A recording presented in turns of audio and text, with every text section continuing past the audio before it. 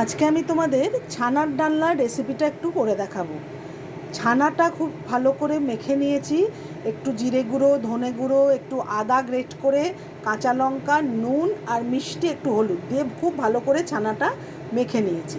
এবার কী লাগবে, একটু আদা গ্রেট করা, কাঁচা লঙ্কা, টমেটো লাগবে, এটা কাজু আর আমন্ড বাদাম এগুলো পেস্ট করব, টমেটো এই চারটে পেস্ট করব, আর নুন, চিনি, হলুদ লাগবে, তেজপাতা, সাজিরে ফোড়নের জন্য, আর একটু কিশমিশ, এই হচ্ছে লাগবে। এবার এইগুলো, এই যে টমেটো, কাজু, কিশমিশ, আদা, কাঁচা লঙ্কা, এগুলো একসাথে মিক্সিতে পেস্ট করে ছানার এই মণ্ডটা থেকে ছোট ছোট এরকম বলের আকারে করে নিচ্ছি।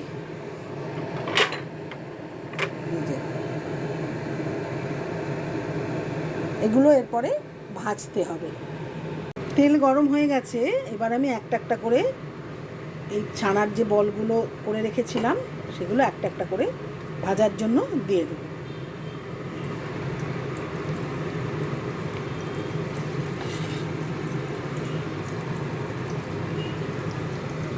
একটু ভাজা হোক। বড়াগুলো ভেজে তুলে রেখেছি। এরপরে এই কড়ার মধ্যে আমি একটু সাজিরে আর তেজপাতা ফোড়ন দিয়ে দেবো। একটু নাড়াচাড়া করে নেব। করে নিয়ে এবার এর মধ্যে এই যে পেস্টটা করে রেখেছিলাম, টমেটো, কাজু,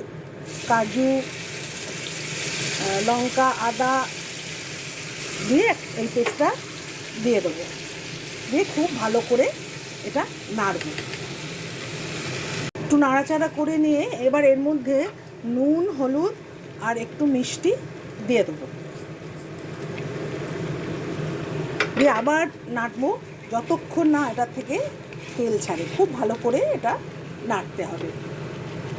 খুব ভালো করে এটা ভাজা হয়ে গেছে। এবার এর মধ্যে আমি একটু কিশমিশ আর একটু কসুরি মেথি দিয়ে দেবো। দিয়ে একটু নাড়াচাড়া করে তারপরে গরম জল দিয়ে দেবো, কারণ একটু ঝোল ঝোল করে। তারপরে একটু গরম জল, খুব বেশি না, অল্প একটু গরম জল দিয়ে খুব ভালো করে এটা নাড়িয়ে একটু ফুটতে দেবো। তারপরেই ওই বড়াগুলো দিয়ে দেবো। ঝোলটা ফুটে উঠেছে। এবার আমি বড়াগুলো এর মধ্যে দিয়ে একটু ফুটিয়ে নেব। একটু গা মাখামাখা মতো হয়ে যাক। হয়ে গেছে। এবার নামানোর আগে আমি একটু ঘি আর একটু গরম মশলা দিয়ে দেবো। একটু ঘি দিয়ে দেবো আর একটু গরম মশলা দিয়ে দেবো একটা সুন্দর গন্ধের জন্য। ব্যাস, রেডি আমার ছানার ডালনা।